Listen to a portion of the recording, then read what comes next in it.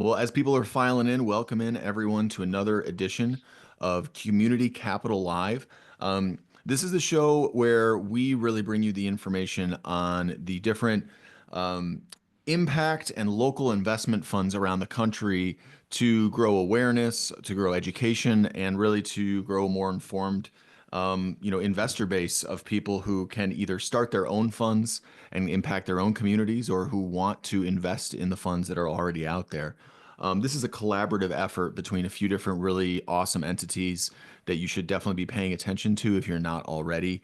One of them is the Main Street Journal, really the go-to place for local investing. Why not invest in Main Street instead of just Wall Street? If you're interested in that at all, the Main Street Journal is the place that you should be plugging into for that. Also want to shout out Neighborhood Economics as a primary partner here. They convene social and impact investors along with entrepreneurs and other change makers in communities. So they host conferences. I got to go to the one they did in San Antonio, learned a ton and met some really incredible people there.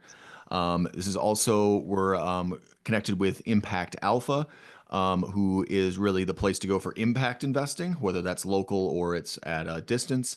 But Impact Alpha is the place for local investing news, updates, and information.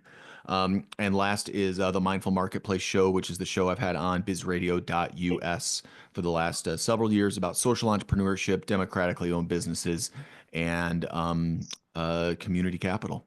So let's get into it today. I'm excited to have Matt Cropp from the Vermont Real Estate Collective. Oh, yeah, and I want to make sure I forgot. My bad. I didn't hit our panel real quick. Today we got a special one today. So Michael is not with us today, Michael Schumann, but we do have Kevin Jones, as always, from Neighborhood Economics, also the co-founder of SoCap and Impact Hub, and a bunch of other stuff.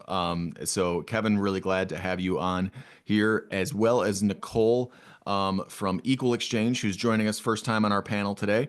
But she's been one of the most regular attendees and contributors, and we're excited to have her join us and get to ask some questions here today. So appreciate that. Matt, so yeah, tell us a little bit about the Vermont Real Estate Collective, or Collaborative, or I'm sorry, Cooperative. I'm getting ahead of Cooperative, myself. yes. Cooperative. Yeah, tell us, how did for someone who maybe has no idea about what it is you guys do, how did this all start? Yeah. So I can kind of start. There's kind of a winding road to get there. So with a few waypoints that are probably of interest. So I've been involved in co-op economy, solidarity economy stuff since first getting interested in credit unions back during the Great Financial Crisis, and doing my master's thesis in history on the founding first 25 years of a credit union. So cooperative finance was kind of where my interest in this space started.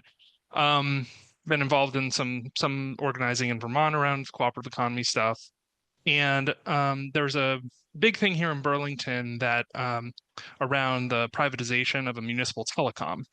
And so there's a bidding process, and a community group came together around forming a consumer cooperative to be one of the bidders. That process drug out over several years, and kind of, eventually the group lost despite, valiant effort. But one of the realizations that came from that was the sort of over time that time was a liability. And so there's discussion around how could we have done it in a way that we were building resources and building capacity over time, rather than, losing momentum. And out of that came the idea of a kind of cooperative focused investment club.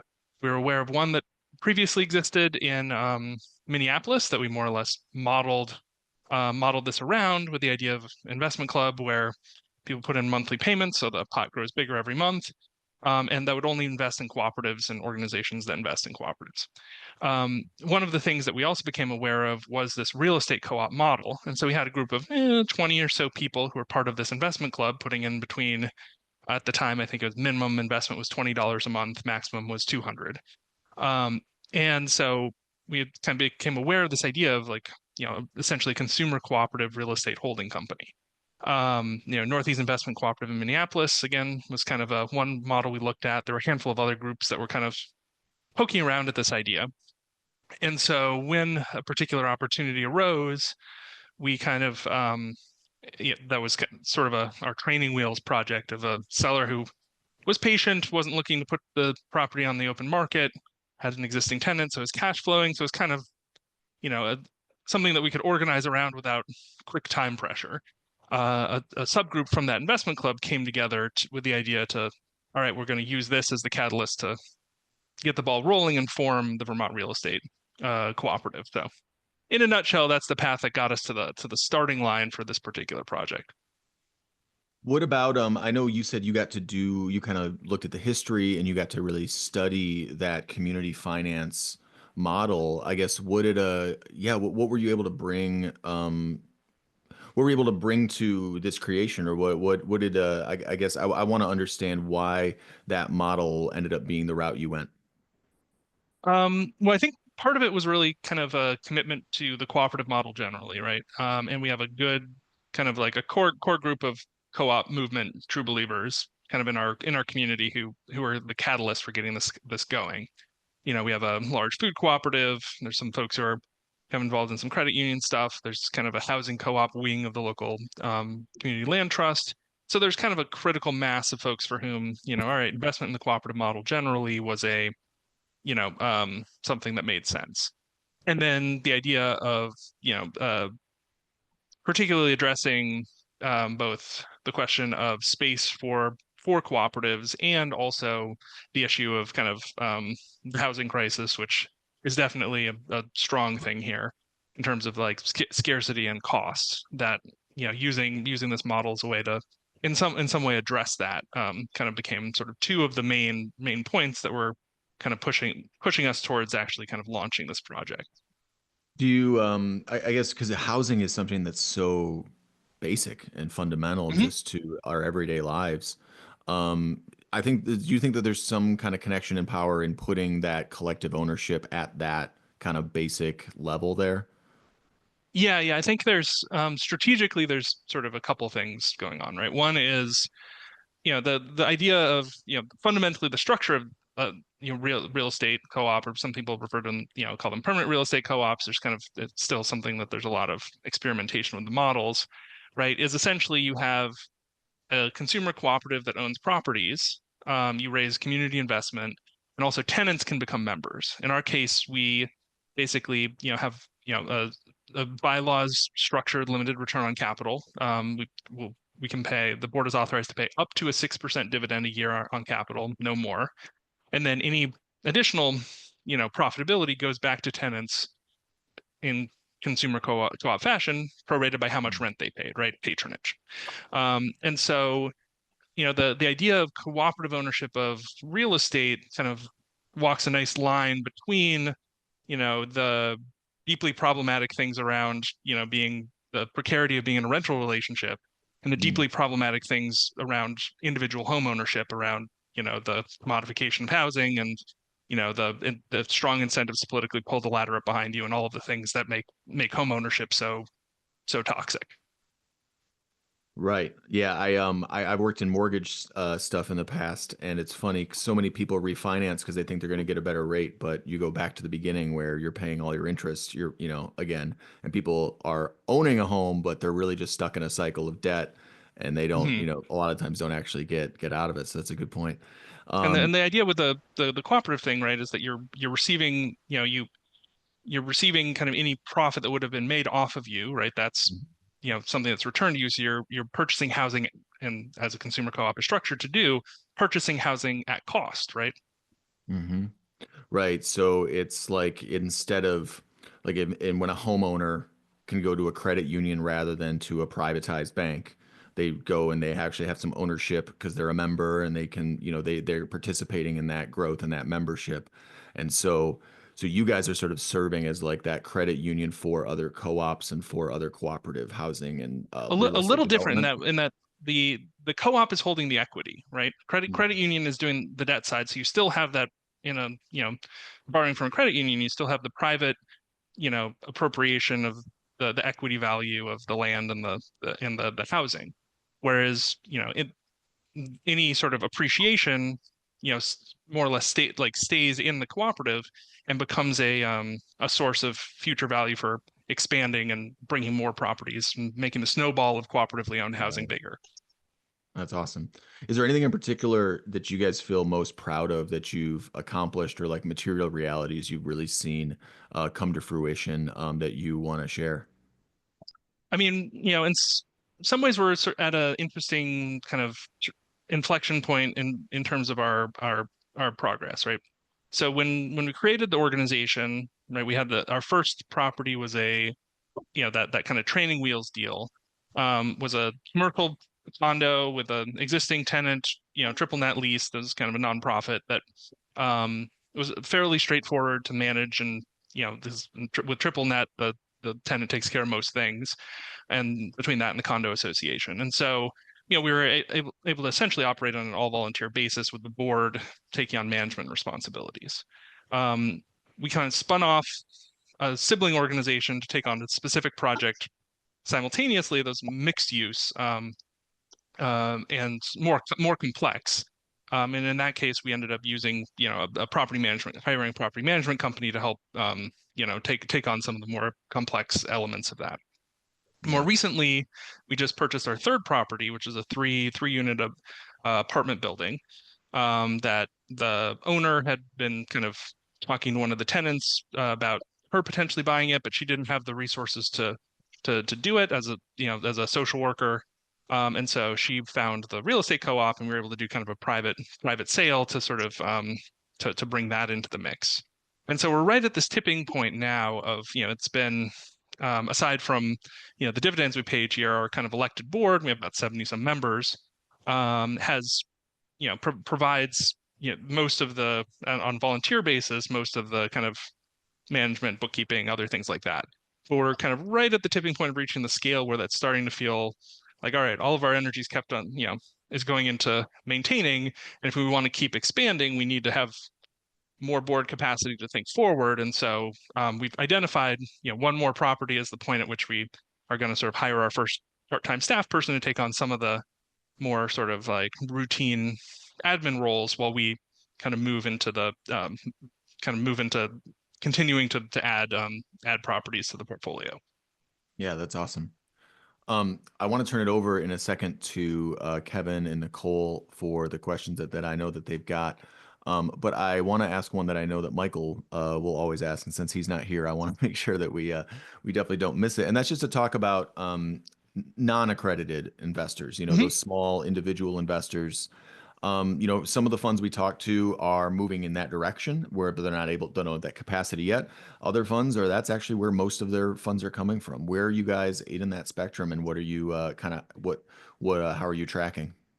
Yeah. So very much our approach was informed by a number of years of kind of like poking at the edges of the different elements of securities law to ensure that we had the absolute lowest possible overhead on that front. And so there's a few elements that we've or that are state specific, but might be applicable to other states depending on their laws, to be aware of in terms of making this very low overhead. So first of all, consumer cooperative shares, if they don't pay a dividend on capital, are have a securities exemption at the federal level, right? You can go to a food co-op and you can buy a share of the food co-op at the cash register along with your groceries. Um, when you add a return on capital to it, then it falls under securities laws if you cross state lines. And so the first thing we did was to say, okay, only Vermont residents are allowed to be members, are allowed to buy shares of the cooperative, right? So we're not crossing state lines. We're wholly operating in the state of Vermont, right? So we don't have to interface with the federal securities bureaucracy. The second piece is that at the state level, cooperative member shares, right? These voting member shares are subject to a self-executing securities exemption, right? Which means they're not only exempt, but if they're just exempt, there's still a filing you have to do to say they're exempt. Self-executing, don't need to file anything with the state. And so, between those two things, we were able to say, okay, well, we're going to pay a limited return on capital on these shares that don't cross state lines. And so there's no accredited investor or anything else that we need to worry about, or even, offering documentation we need to worry about. Obviously, like we provide our financials and stuff, but just like, you're not provided a prospectus at the food co-op when you check out at the register and fill out the little like quarter sheet form to become a member, You're not? that's the same level of legal requirement there is for us to raise capital. And so that means we can, our minimum share price is $1,000. Um, we allow folks who are tenants to buy in via, in installments, right, over time. Non-tenants, just because of the complexity, we're like, okay, $1,000 is about where, the cutoff point is for the legal overhead or the, just administrative overhead outweighing the usefulness of that amount of money. And then we also, on the other end, limit no member may own more than 10% of the total shares in the co-op. And owning more shares, it being co-op, of course, means you don't get more votes, right? One member, one vote. And so, that maximum has been, gradually growing as we've grown, right? We have about $400,000 in member equity right now, and about 1.3 million in real estate holdings. So so that's the kind of very much making it so that it doesn't matter if you're a accredited investor or not, because we're kind of threading this specific regulatory needle that involves cooperatives and interstate stuff. Right. So because you're doing it all within Vermont and you're keeping it all as cooperative shares rather than, capital gains, you guys Hmm. are, it doesn't matter if someone has, $1,000 to their name or, is wealthy as all get out, they can all participate and Exactly. yeah, exactly. That's awesome. And then That's great. occasionally when we've needed other capital, so for instance, we had some when on our last deal we had to kind of like fairly quickly close because the seller wanted to close before the end of the year, and we had additional pledges, but some of those weren't going to come in until January. So the other sort of self-executing securities exemption that we've used is called in Vermont the de minimis exemption, which basically says if you don't publicly advertise and you raise from fewer than 25 people in a 12-month period, um, then again self-executing. And so one of our board members was able to make a short-term loan, like bridge loan, to basically be like, okay, we have enough capital for the to Hmm. close, and then the remaining money came in over the course of the month, and then paid that back. So sort of for those more specific occasional things, we can kind of raise through that as well. But for the vast majority of the capital is all kind of going through that just member share structure. Yeah, that's great. Yeah, Nicole or Kevin, I want to pass it on over to you guys because I know you're chomping at the bit here. So I, I want to Well, pass it. well, those are all great questions, Joel. And I also just sort of had a nuts and bolts question, Matt, before we get into the larger picture here is so just to walk people through this, like when you go to, so like, how does the property acquisition happen, right? Like you're still taking out a mortgage, you're still, Mhm. like how, just to, I think that all the exemptions are super important for people to realize and actually cut down on a lot of the ability to run this with volunteers and get it off the ground and not have all these barriers to entry from the beginning, which I think is really, really important around scale and scope and understanding you have 3 properties and you're growing. But I think those are all very relatable. But yeah, like sort of how does the real estate process actually work? Mhm. Yeah, so all of the deals we've done thus far have been private sales. And so that's, takes a little bit of, you're not dealing with broker fees and things like that. So that takes a little bit of, you know, financial advantage to both parties. And so to a certain extent, there's this kind of question of like, using our network of members to keep their ears to the ground to be like, oh, is there someone for whom, you know, uh, they are they like to sell the building, but they also maybe have an interest in not displacing the tenants, right? And like creating something that's kind of more sustainable or other things like that. Sort of like having us gradually building up a reputation as one of the players to go to if you're in that position. We also sort of definitely do. You have a committee that once a month meets and looks at the local public listings to kind of keep a a thumb on the pulse of the general market to get a sense of what options there are. Uh, and then in terms of the actual sort of deals, right? There's kind of a few different things. We identify a likely property. Do some assessment, do some crunching of numbers. We have a couple of lenders who we've worked with and kind of have a sense from them of roughly what they would be offering us for a loan. In particular, there's a CDFI here called the Vermont Community Loan Fund that in our last deal was basically willing to give us better terms if we kind of agreed that for the life of the loan, we would never raise the rent above, the HUD fair market rent that housing vouchers, need to qualify, which we were happy to do. And so they were willing to give us a 30-year amortization on a commercial mortgage, which is not terribly common, at like, 6% interest rate. At the time, commercials more like 7. So we were able to get kind of a good financing deal by sort of committing to affordable, longer term affordable housing. And then we also just internally have a policy that we'll, once someone is a tenant, we don't raise rent more than, CPI plus 0.5% as our sort of like internal kind of rent control cap. And so, we kind of talk to the lender, sort of assess if there are, and it's particularly helpful if there's someone who's involved with the property who, we have some level of relationship with, right? So there's that one person who I mentioned who lived there, was considering buying it, but didn't have the resources. She joined the co-op, and so there's kind of a mixture in terms of fundraising of each time we are like, okay, we know we need X number of dollars for down payment, Y number of dollars for either deferred maintenance, improvements, initial capital reserves, things like that. And so that gives us our goal for amount of equity we need to raise. And then it looks like, all right, does anyone who we know who's involved with the building, have networks that they could pull some folks into and have money they can put in?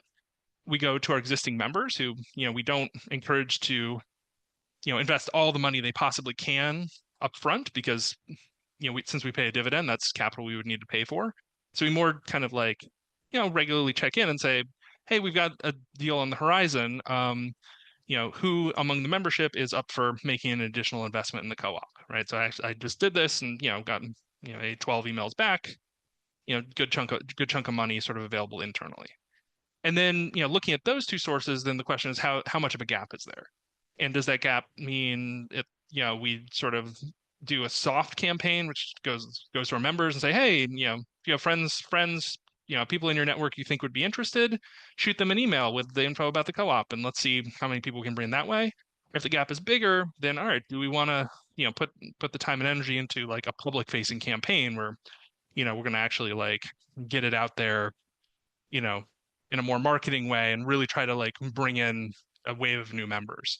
The mixed use building that was probably the one that was the most successful public campaign because there were a couple of businesses that it was going to be the kind of their first brick and mortar location after having been kind of doing pop-up food production stuff.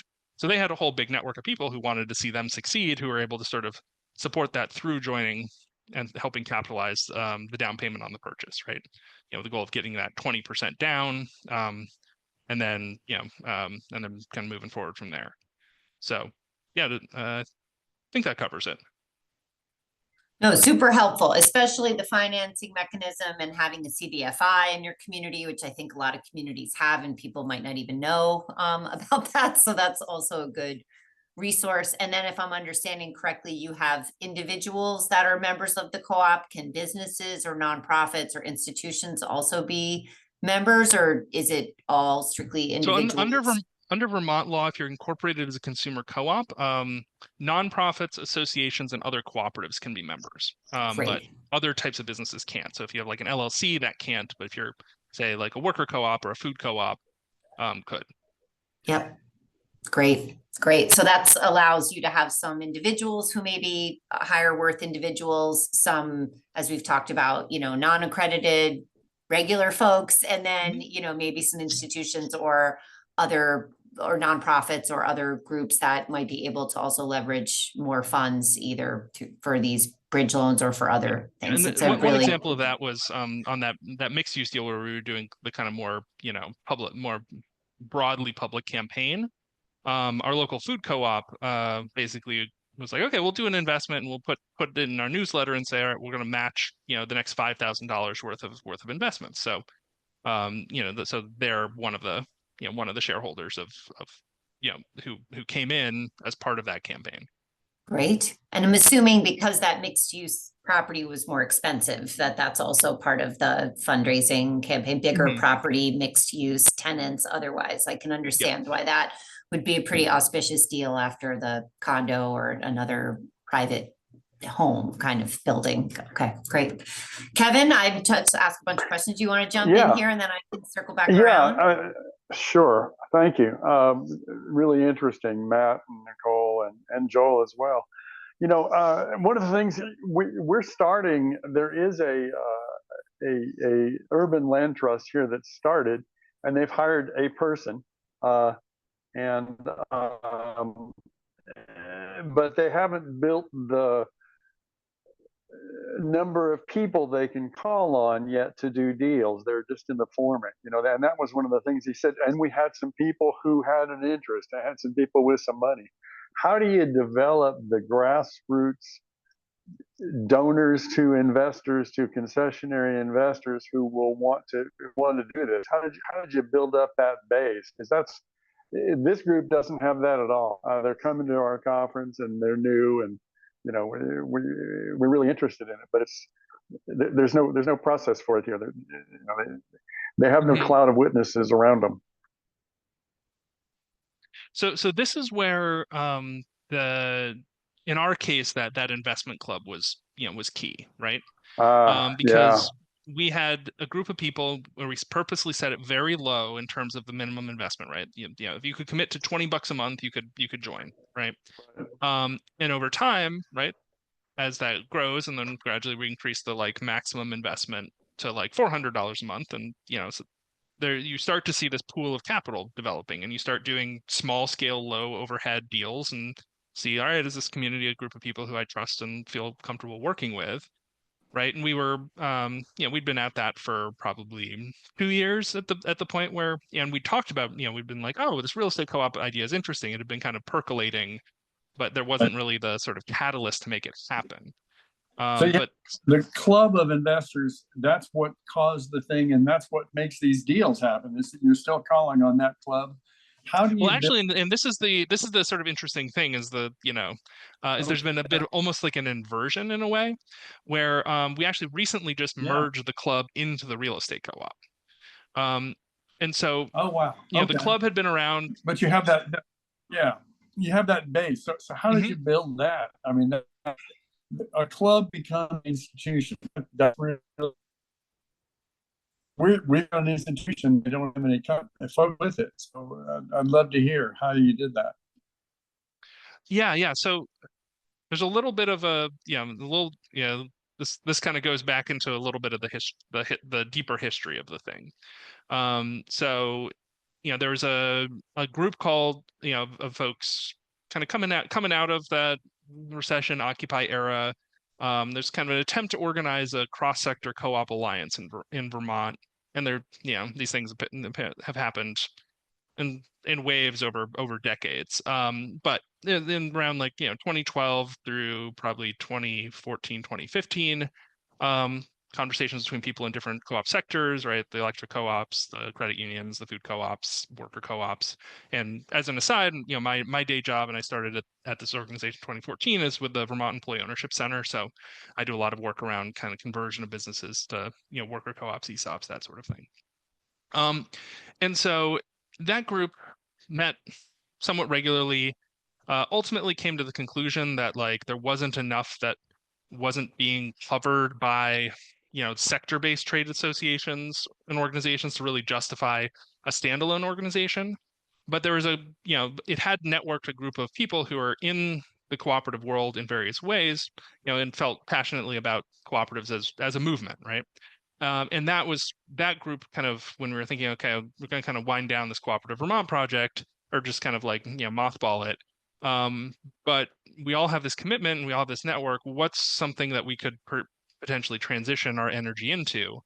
And and sort of the nucleus of that club was folks who were kind of involved in that earlier organizing project.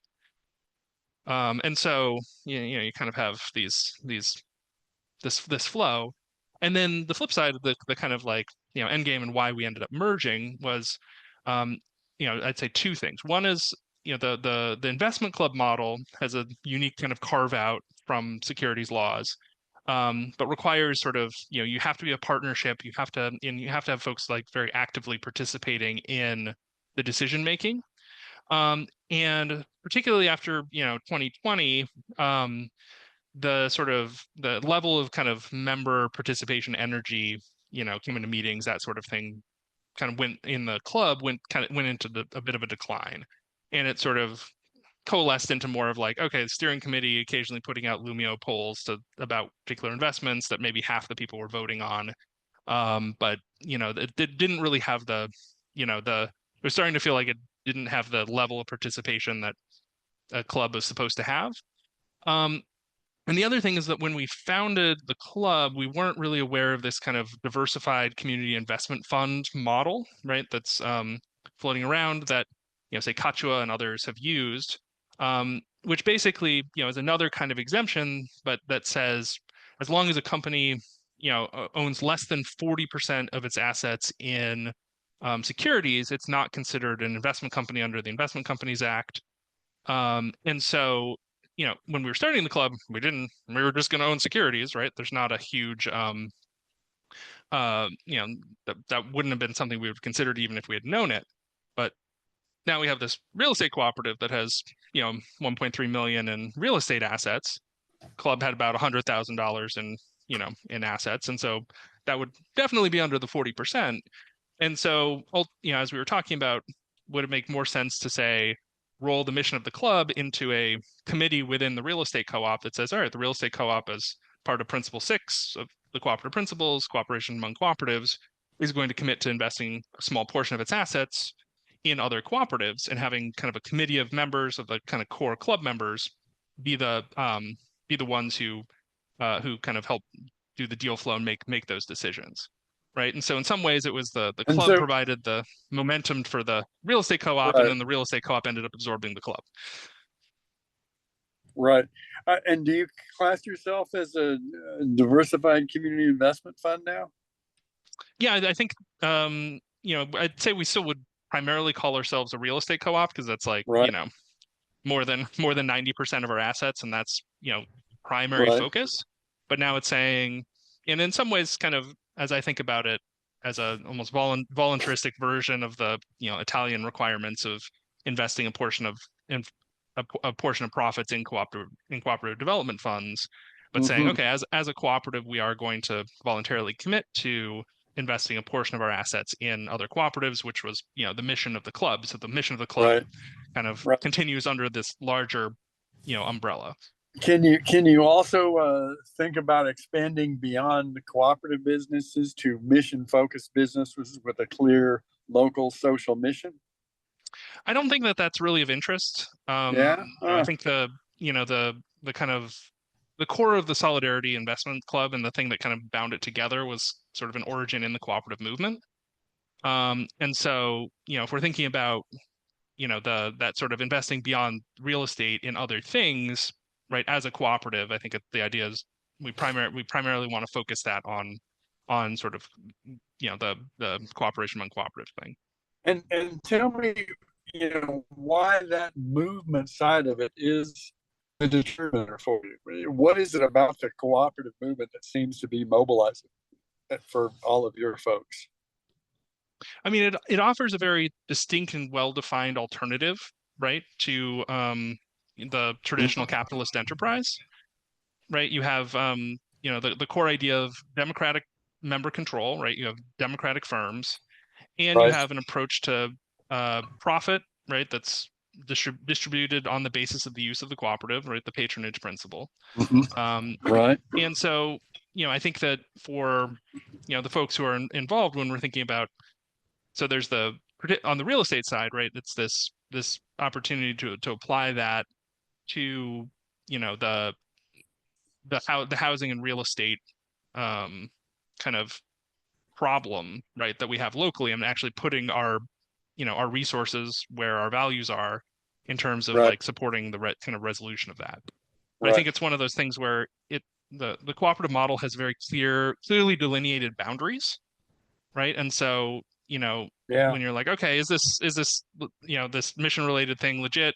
What guarantees are there that will maintain its mission, et cetera, versus like, okay, we know that this is a cooperative. We still want to look for things like, good governance, good financials, all of that. But it gives us sort of a clear lane and set of boundaries around what to focus on. I will say also as Equal Exchange is a worker-owned co-op, and that's how Matt and I met when we did our crowdfund last year.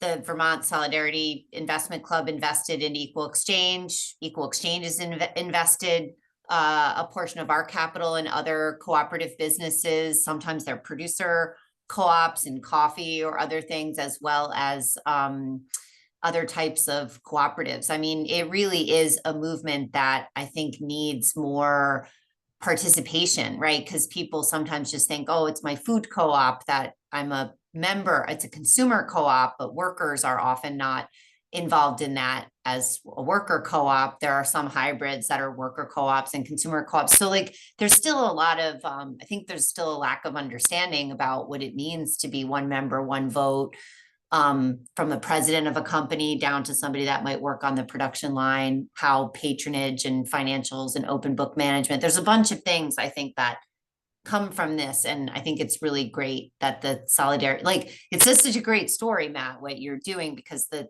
Solidarity Investment Club was a social place for people to come together. You were in Vermont at the right place at the right time.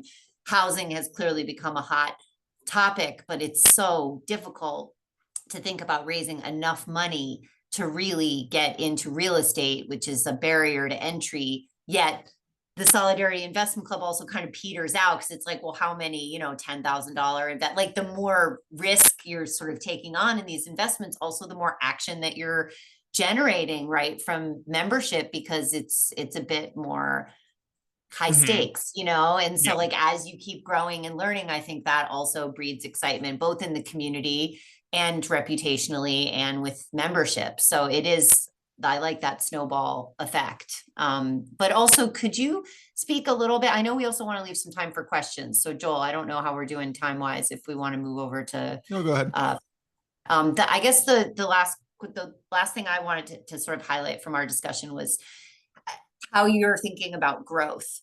Like as you're saying, you're a volunteer organization. When you get to a certain scale, you might bring on a staff person, right? There's property management to think about. There's all these things that happen as you get bigger and start to think about other properties. How do you think about both being place-based in Burlington where you are now, as well as like how to grow, how to replicate this model within Vermont? How can other people on this call think about that in their state? Like maybe talk a little bit about that. Yep. So there's a few elements I'll highlight. One is just sort of like we've identified the idea of that, right? There's certain economies of scale of owning multiple properties within, an easy drive of each other when it comes to property management and all of that. So we set the target of saying, okay, we're going to own 5 properties in the Burlington area, with the sort of idea of the territory being territory that if we were to want to hire, a property management company, that they would service all of the properties within that, right?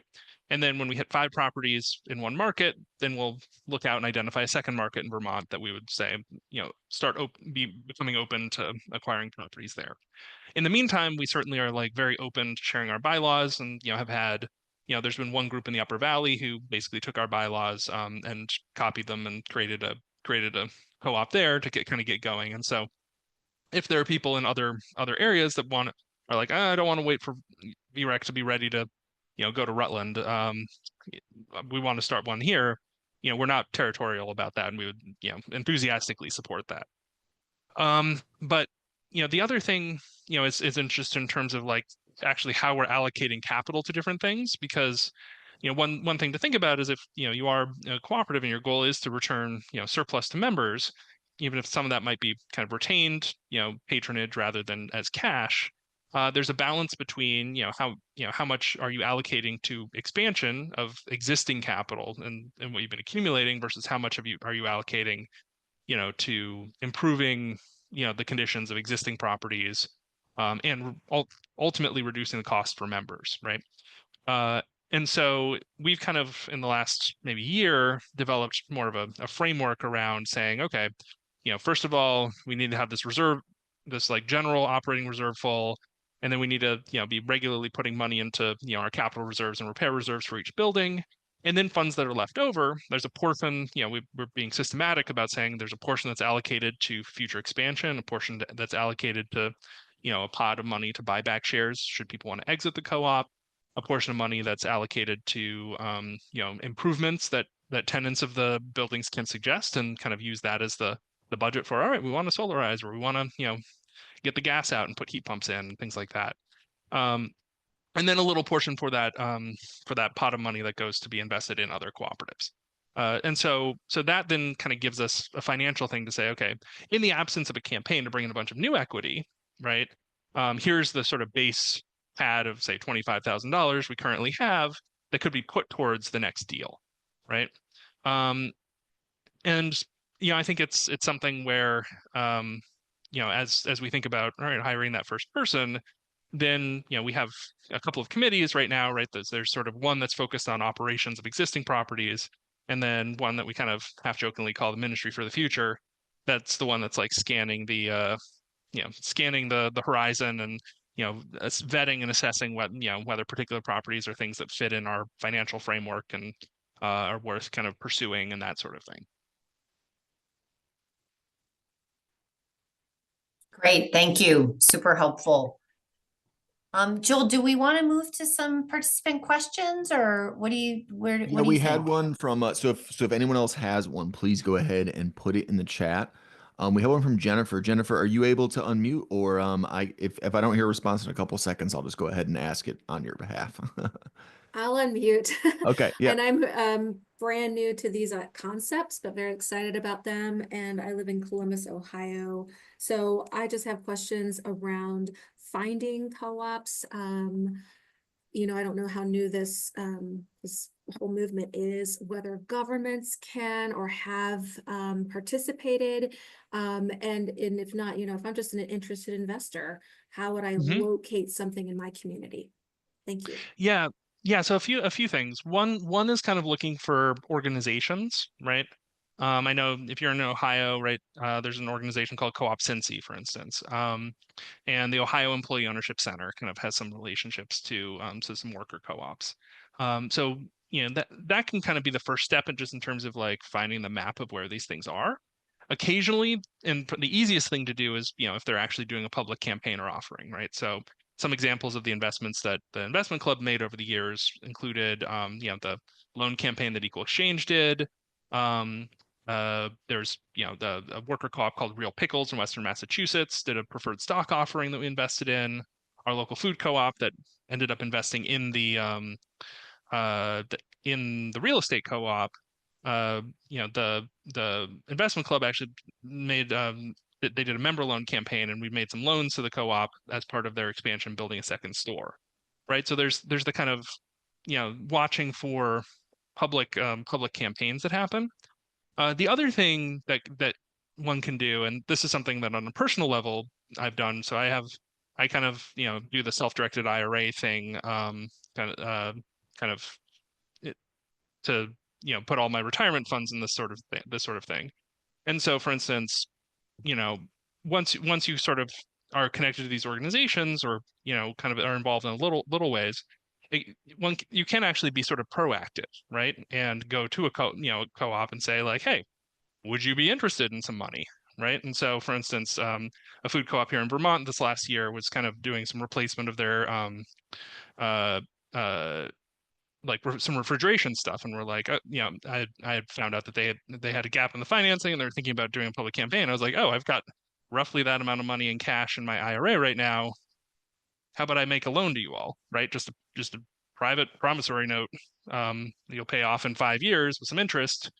That would be cheaper than you kind of getting the financing, right? So in some ways, almost seeing it as going to them and being like, hey, do you have some credit card debt that you'd want to refinance at a cheaper rate because I support what you're doing and things like that. So, there's that kind of like looking for the public things, but also sort of starting to build relationships in that world, and to the point where like you get the sense of like, okay, you can, as an individual publicly approach them.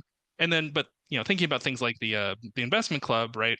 As that was something that really brought together people from a lot of different wings of the world. So like it would oftentimes be one of the investment club members say, the Real Pickles thing wasn't a public campaign, but one of the members kind of like knew someone there, and then it kind of came to us through that individual. So it's really kind of like I feel like that network piece is really vital. Okay. Thank you, Matt. Yeah, absolutely. And great resources. Jen went ahead and put the links in the chat there for those organizations and cooperatives that you mentioned there in Ohio. I would also encourage you to, keep tuning into these, as well as, like we mentioned earlier, the Main Street Journal.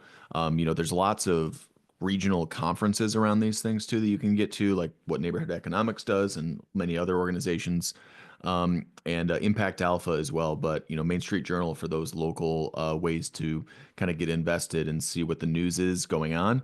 But there's really no replacement for what Matt said of, just actually these are local investments. And so they happen through real relationships and real trust. And so, yeah.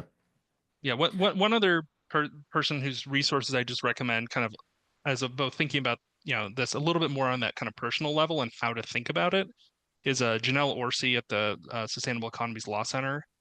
She's done a bunch of work around like the Next Egg project, and and some of both the how to do the self-directed stuff, and also really some of the limitations on it. She has very clear view of what those things are, and I deeply appreciate her work around the kind of how radical thinking about retirement, particularly in a radical way. So yes, that's one other thing I'll throw out there.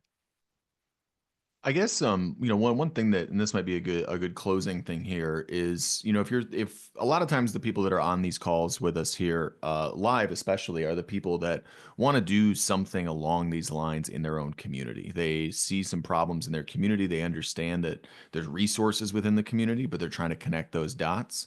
Do you have anything that you would say to someone who's kind of trying to get those balls rolling and kind of trying to actually establish something that can have a positive, lasting influence on their local community? I think from the experience that I've had, one of the biggest things is the question of like, how do you build trust among a group of people in a way that lets you gradually escalate the stakes over time? Right. And I think it's something where a lot of folks founder on the like, oh, we're going to do a reading group. We're going to do something where, people get together. There's a social element, there's an educational element, but there's no actual sense of shared ownership, right? And shared stake. And so I think the finding the people who, even if it's a token amount of money, that $20 a month or $5 a month or something like that, and maybe it's a donation thing, but you're collectively controlling a pot of money that you're doing something with where there's suddenly some stakes, even if they're minor, as part of that relationship. You can kind of see how you might work together, and then be able to judge, is this a relationship that would work if we scaled it up an order of magnitude or two, and we're all putting $10,000 or $100,000 into this, or your whole retirement future of not living in a cardboard box in 40 years is staked on the trustworthiness and your relationship with these people, right? And so I think it's that thing where you can start very small, but you kind of have alignment, and that education and that social piece is necessary. But I think it's also really important to have some level of kind of shared stewardship of something financially common that lets you actually sort of build the sort of relationships that can grow into something like this. And then once you have critical mass, then people can kind of hop on. But you definitely do need that nucleus to be able to sort of work together, trust each other, and and build something together.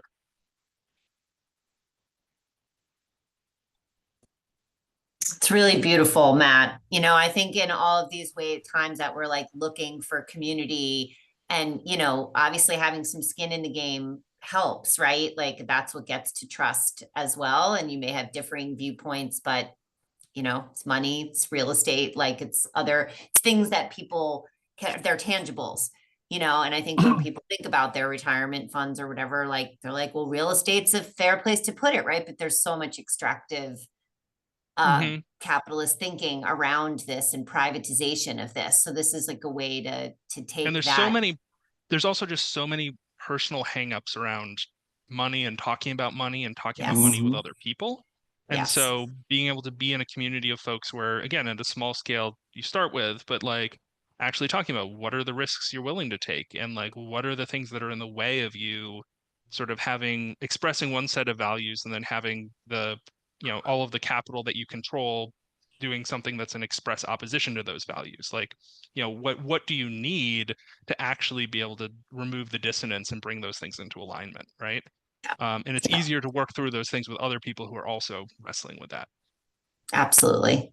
Absolutely. And Jennifer, to your point too, I know that I've been a member of a few female investment clubs where, to that point, Matt, I think there's often, there are women out there that have also not been encouraged in some of these investment areas, and so find some solidarity in other females and forming investment clubs that way. And like, I just think it's a great way to kind of get to this next level. This is a cooperative one. There are solidarity ones. There are others. So super interesting to see how people can form community where they are, and just find people. Yeah. Yeah, Matt, and I appreciate what you said there about just having the patience. You can't solve a problem with the same level of thinking that got you into it, right? And a lot of the thinking is on quick returns, is on, flips, is on those types of business. And so what I heard you say is that, ultimately that trust that you're going to build, if it's going to be sustainable, it can't be rushed. It is going to take time. It is going to take small steps to get there. And so I know it gets discouraging at times doing this work because it is such a big hill to climb.